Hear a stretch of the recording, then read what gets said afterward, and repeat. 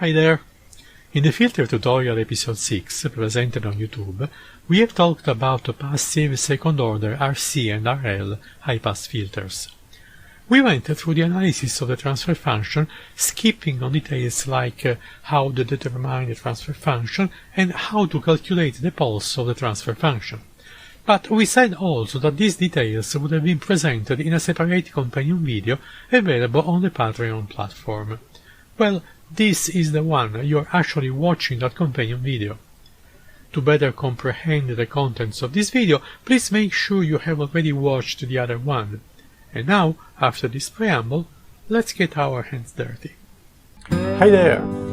I am Carlo Carrano, and this is Electronics Engineering Made Easy.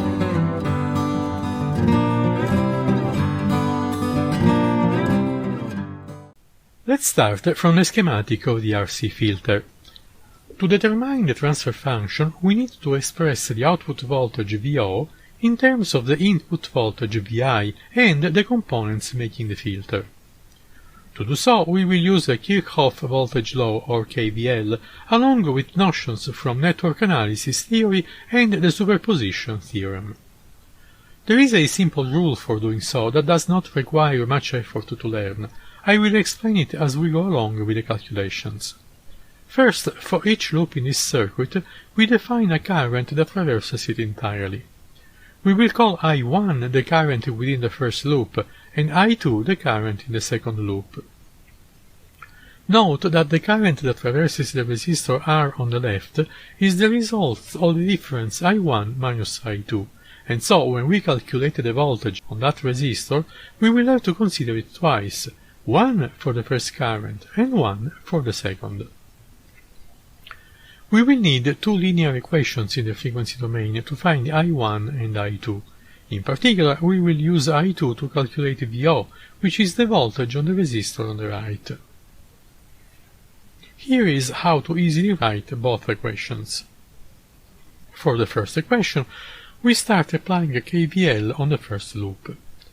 The voltage at each component will be done by the product of the impedance of that component and the current that goes through it. We consider first the current I1. We see that I1 goes through the capacitor on the left and then the resistor on the left, and so we write the first part of the equation adding up the two impedances and multiplying them by I1. Then, recalling that the resistor on the left is also traversed by I2, but in the opposite direction than I1, we subtract that term from the first. The result of this operation is the voltage applied to the loop, Vi, which we write down to the right of the equation. For the second equation, we consider first I1 running through the resistor on the left, and so we write the first part of the equation. Then we consider I2, which goes through three different components, each with its own impedance. Therefore, the second element of the equation will be R plus 1 over Sc, or simply 2R plus 1 over Sc multiplied by I2. On the other side of the equation, we have to add all the input voltages, but there is none since VO comes from the current I2, it is not injected into the loop, and so the right side of the equation is just a zero.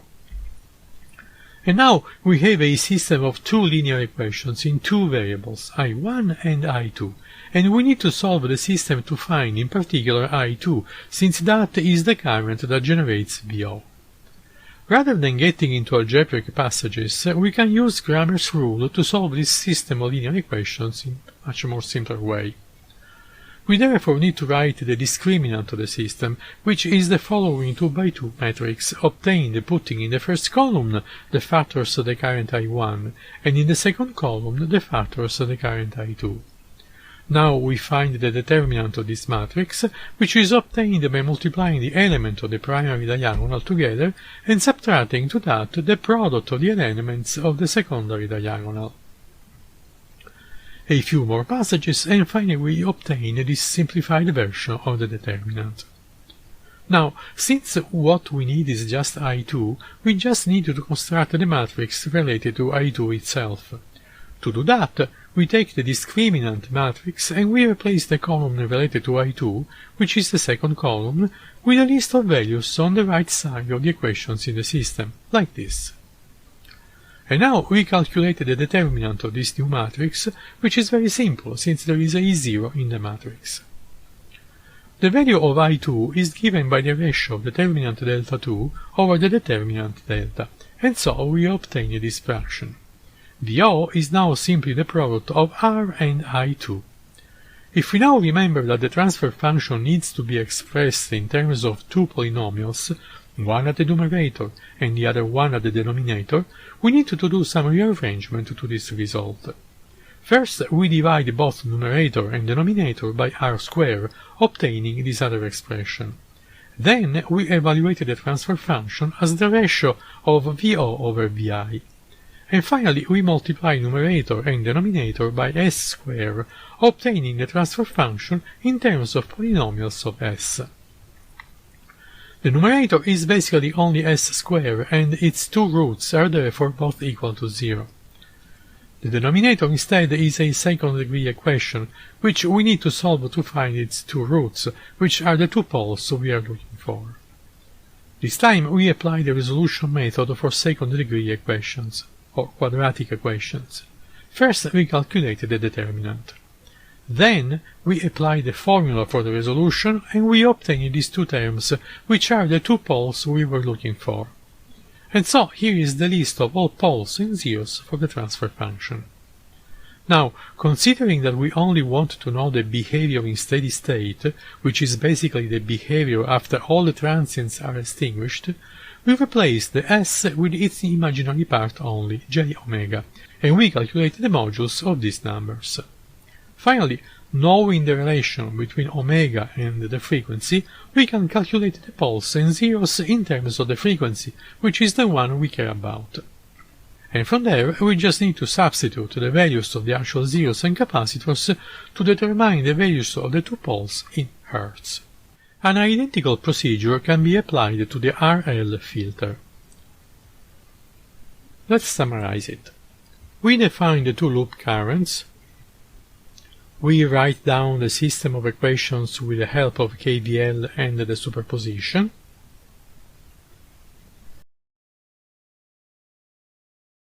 We calculate the discriminant of the system.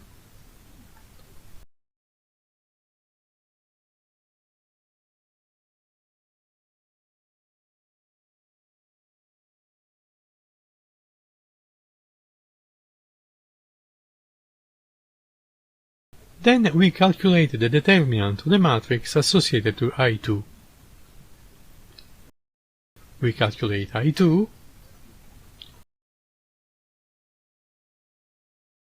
Then we calculate VO as a function of VI.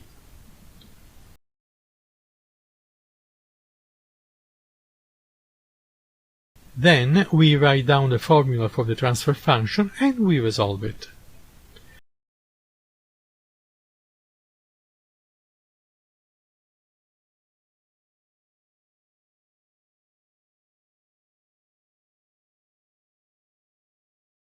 Again, we have two zeros, both with the values of 0.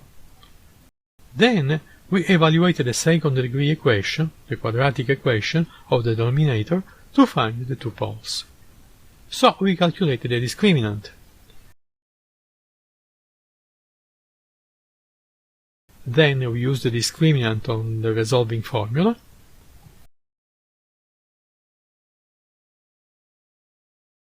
And we get the two poles in terms of S.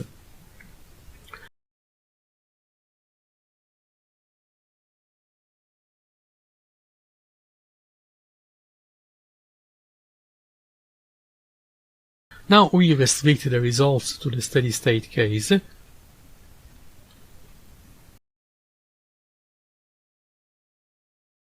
We calculate the modulus of the resulting number.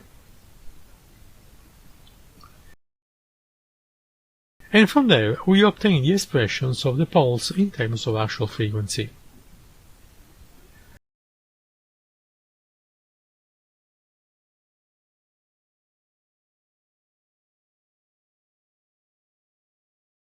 And from there we substitute the values of resistors and inductors and we obtain the actual frequencies.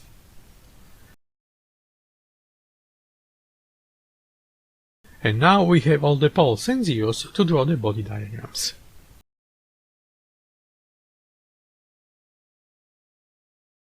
And this is how to run all the calculations for determining the transfer functions and the body diagrams.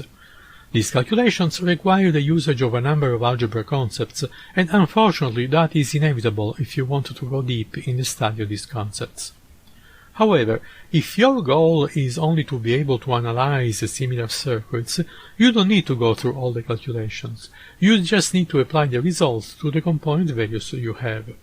And you also have the possibility of using simulation tools available both online and in the form of programs to be executed on computers.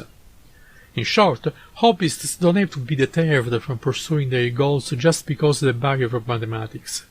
You will have plenty of help, both online and from applications that can be executed on computers, on your computer. The only cases where you actually need to know how to run the whole procedure is when you face a new type of schematic for which nobody ever found the solutions yet. But those really are rare cases, at least for the hobbyists. I hope you didn't get scared by this video, and above all, you actually liked it. I'll see you soon in another video, and in the meantime, happy experiments!